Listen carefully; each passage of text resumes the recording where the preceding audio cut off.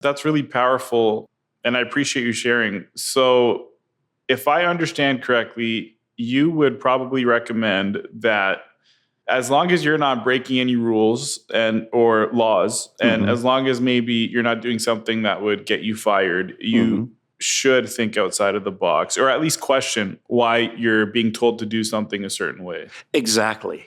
And can you find substantiation or justification for it? Now, for me, it was fairly easy. I was surrounded by a bunch of Marines. There's no love lost between the Army and the Marines until there's a firefight and we're all brothers. Shooting stops, we go back to being antagonistic or whatever. But I explained to them what my commanding officer was demanding that I do. And they would say, that doesn't work around here. Now, let's take it into business. You started a company. So on day one, I started a company. On day one, I was all the employees. I was number one sales guy in my company when I started it. I was also president, CEO, COO, and I cleaned the toilets. After a while, we realized we can't do it all, so we start bringing people on. But we think we can do their job better than they can because we did it first. That is so wrong. I brought my first employee in. I looked at her. I was desperate. I had a permanent part-timer, and she went to lunch one day and never came back. I'm on the road. So I flew back into Atlanta. I got up the next morning. I'm calling people. Does anybody know anybody who'd like to work for a professional speaker? That's nobody because of our egos.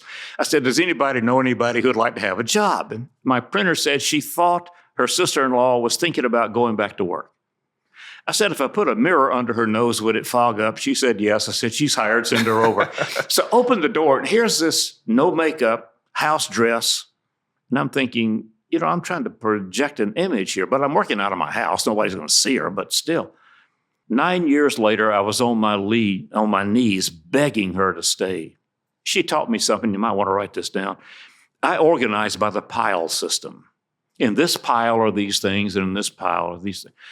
I went out on the road. I said, look, the company is 21 Associates. You answer the phone, 21 Associates. Take a message every time I can. I'll call in, and we'll just kind of figure this stuff out. I came back in off the road after a few days. The piles were gone. She taught me something I've never forgotten. Alphabetizing. She put everything in a folder, put all the folders in the file cabinet, and wrote on the tab what was in the folder. This is magic. This is great. And my wife will tell you I'm not very good at it now because I organize by the pile system. But a turnaround that I did, a gentleman had a $30 million frozen pie company, and we had a lot to go through. So we finally got the thing even keel. And then we would meet every 6 months for breakfast.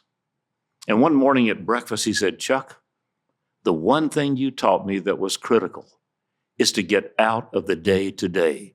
Let the people do they're putting new switch plate covers on the switches down at the plant. I need to get down there. He has learned nothing. And it's hard to turn loose. You know that. This company of yours is your baby. The people here are people that you are growing, you are nurturing. And because you are nurturing the people that you serve. Now, if somebody doesn't like their apartment, you'll hear about it. But if they love it, they really like it, it's changing their family, they're having family dinners again, they have a warm place to come home to, you never hear about that. Yeah, I agree. It's very seldom you hear the positive feedback, and very often you hear the negative feedback or the second something goes wrong. But I guess that's human nature.